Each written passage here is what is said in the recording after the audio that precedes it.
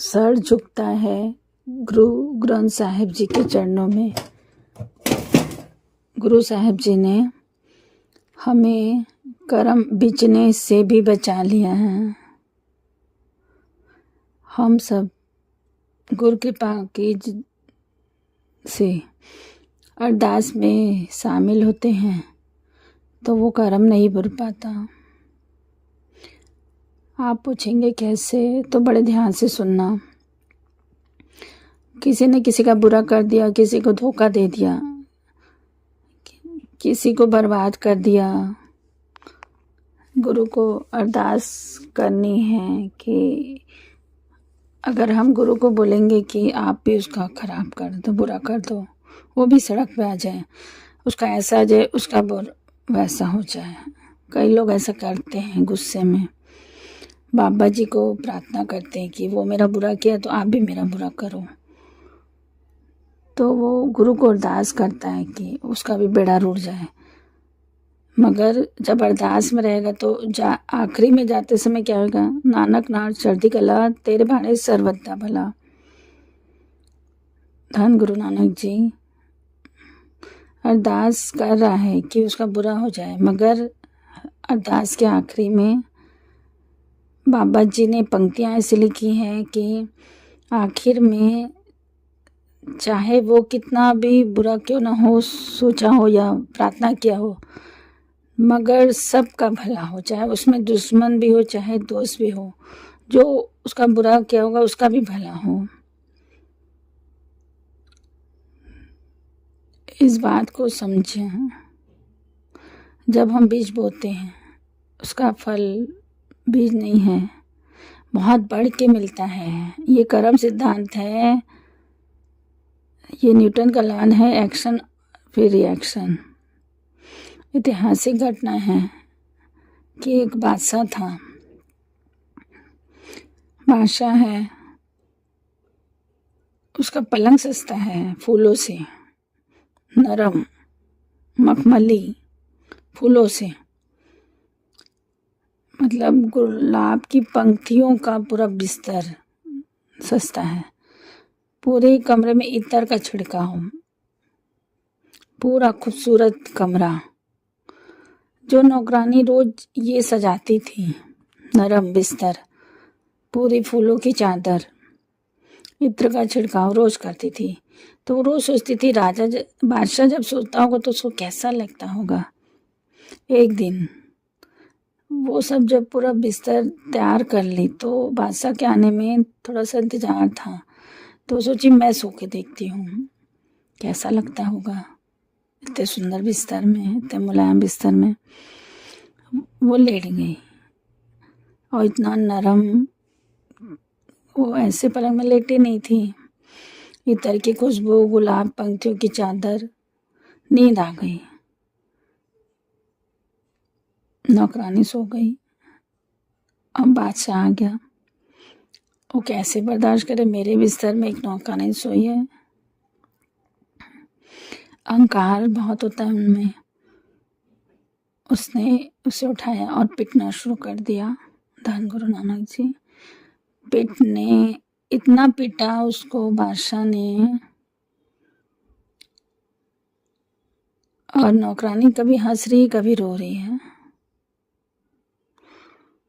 तब बादशाह बोला कि वो हैरान हो गया कि मैं तेरे को पीट रहा हूँ, तू रो रही है, वो समझ में आता है। मैं तुझे पीट रहा हूँ, तू हंस रही है, वो समझ में नहीं आ रहा है। तब नौकरानी कहने कि आप पीटो, आपका काम है, मुझसे भूल हुई है, पर हंसने की वजह मत पूछो। बादशाह ने कहा नहीं, मैं नहीं पीटता, मगर हंसने की वजह बताओ। कहने लगी बादशाह विचार करो, मैं रोज सोचती थी कि कैसा लगता होगा इस बिस्तर में सोने से। 2 मिनट में इस बिस्तर पर लेटी तो मुझे इतनी पिटाई मिली। तो रोज तुम इसमें सोते हो, रोज सोते हो, जमदूत तुम्हें कितना पिटेंगे ये सोच के मैं हंस रही हूँ। कैसा पलंग है जिसमें 2 मिनट सोने में इतनी पिटाई मिली। इतनी तकलीफ झेलनी पड़ती है। तुम रोज सोते हो, तुम्हें कितनी तकलीफ झेलनी पड़ेगी। धन गुरु नानक जी। वो बादशाह हैरान हो गया, उसे ज्ञान हो गया, वो चुप हो गया। इतिहास में लिखा है उसी वक्त उसने राजपाट छोड़ दिया और खुद जंगल में चला गया। हमें ये शिक्षा लेनी है इससे। बादशाह अपना जीवन पलट दिया, भगत बन गया। कैसे? कर्म सिद्धांत का ज्ञान हो गया। कर्म सिद्धांत का ज्ञान हो गया। 2 मिनट लेटने से इतनी पिटाई मिली। रोज मैं सोता हूँ, कभी मैं उसका शुक्राना अदा नहीं किया खुदा का। रोज मखमली बिस्तर में सोता था, मैं कभी शुक्रिया अदा नहीं किया जिन्होंने मुझे ये सब दिया। मेरी भी पिटाई होगी। विचारने वाली बात यह है कि ये जो बादशाह के साथ जो हुआ हमारे साथ भी होता है। कहानी सिर्फ सुनने के लिए नहीं होती, ज्ञान इसमें होता है बहुत। वो ज्ञान हमको लेना है। इस कहानी के अंदर ज्ञान ये है कि कर्म सिद्धांत समझ में आ गया, उसका जीवन पलट गया। हमारे साथ ऐसे जीवन में बहुत सारी घटनाएं होती है, मगर हमारा जीवन क्यों नहीं पलटता? हम वैसे के वैसे ढीठ हैं, जैसे हैं वैसे ही रहेंगे। हमें बदलाव नहीं आता। धन गुरु नानक जी। अगर बदलाव लाना है, नित्यनेम संभालो, शुक्राना करो। बाबा नानक सिंह जी के वचन, जिसके पर जितनी कृपा, जितनी बाबा जी दाते दो, उतनी शुक्रिया अदा करो, उतनी शुक्राने में नित्यनेम बढ़ा दो, वरना तो लेखा देना पड़ेगा। धन गुरु नानक, धन गुरु नानक, धन गुरु नानक। जितनी पतंग ऊंची हो उतनी मजबूत डोर पकड़नी पड़ती है, वरना पतंग छूट जाती है। बाबा जी ने सब कुछ दिया है, मतलब सुख। तो नित नियम अगर उतने नहीं तो फिर वो पतंग की डोर आपके हाथ से छूट जाएगी। समझ सकते हो तो समझ लो। अपने नित नेम को दृढ़ करो, कर्म सिद्धांत को समझो। हम जो किसी के साथ करेंगे कई मतलब गुना हमको फल वापस मिलेगा। ऐसा हो नहीं सकता जो हम बोए हैं वो हम काटेंगे नहीं। धन गुरु नानक जी। विवेकानंद जी कहते थे कि सोचने से पहले भी सोचो। सोचने से भी पहले सोचो। जो सोच रहे हो, जो मन में विचार आ गया, वहीं पे रोक दो। रोकने का एक ही तरीका है। मन विचार को रोकने के लिए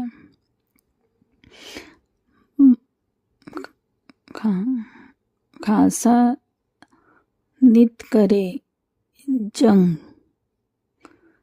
अपने आप से युद्ध करना पड़ता है मन को रोकने के लिए। मन में बुरा विचार आया, उसको रोकने का एक ही तरीका है। वाहे गुरु, वाहे गुरु, वाहे गुरु, वाहे गुरु, वाहे गुरु को याद करो। पापा को बोलो, बाबा जी मेरे को ऐसे विचार आ रहे हैं, मेरे को दया करो मेरे ऊपर।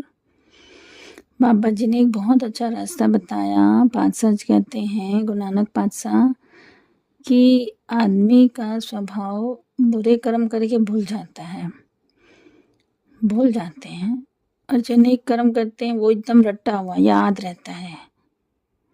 हम हिसाब रखते हैं, गुरु के आगे हम अरदास करते हैं कि हम अच्छे काम करते हैं, हमारे साथ ऐसा क्यों हुआ। अपने बुरे काम को बाबा जी के आगे कोई नहीं बोलता। हम ये जरूर कहते हैं कि हम अच्छे काम करें, फिर ऐसा क्यों हुआ। अरे भाई, जो तुमने बुरे काम किए हैं उसको भी तो बता। तू नहीं बताएगा तो क्या पातशाह को नहीं पता है। पातशाह कहते हैं एक तरीका अपना ले, तेरे बुरे कर्म का भी हिसाब नहीं रहेगा। कौन सा तरीका? कर्म करत हुए नहीं कर्म, कर्म करत हुए नहीं कर्म, कर्म कर फल की इच्छा मत रख। वाणी इस बात को प्रमाणित करती है, जितने भी नेक कर्म तू करता है उसके पीछे फल की भावना मत रख। कर्म किया है तो वो लेखे में नहीं है, क्योंकि उसके पीछे भावना ये है कि उसे कुछ मिलेगा, कि सामने वाला खुश हो जाए, सामने वाले की तकलीफ दूर हो जाए, उसके बदले अगर मुझे कुछ ना चाहिए तो धन गुरु नानक। कि इस वैष्णव का निर्मल धर्म, खाओ फल की इच्छा नहीं बाँचे, बस वो बाबा जी के गुण गाते कर रहे, बस बाबा जी के गुण गाते रहे।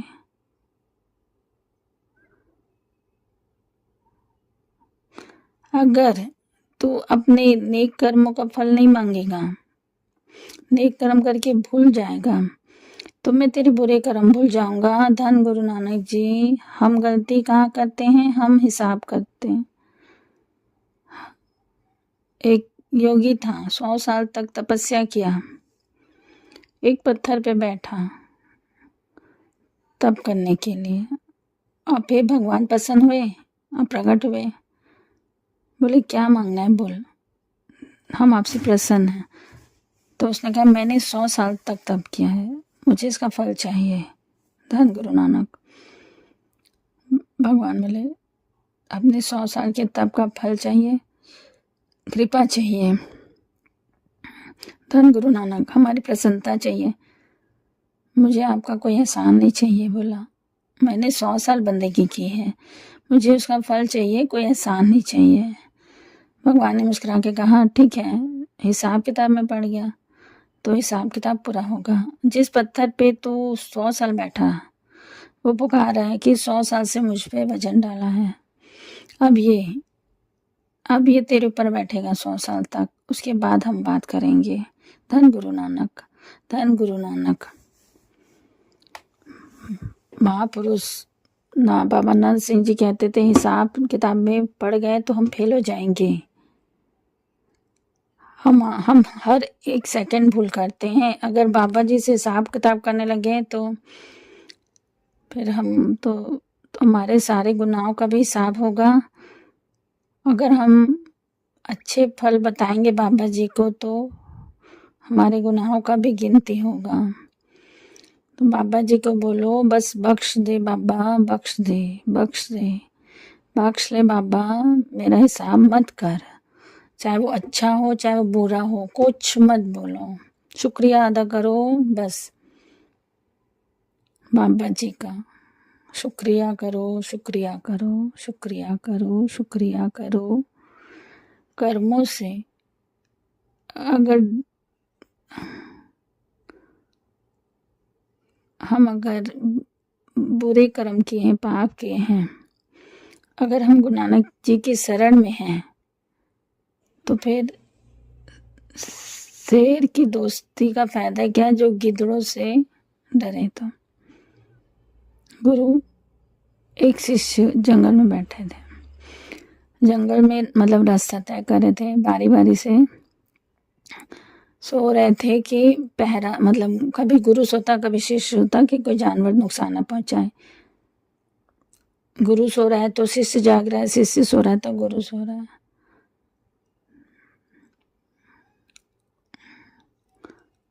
गुरु ने देखा कि एक सांप आ रहा है और शिष्य सोया हुआ है, तो गुरु ज्ञानी,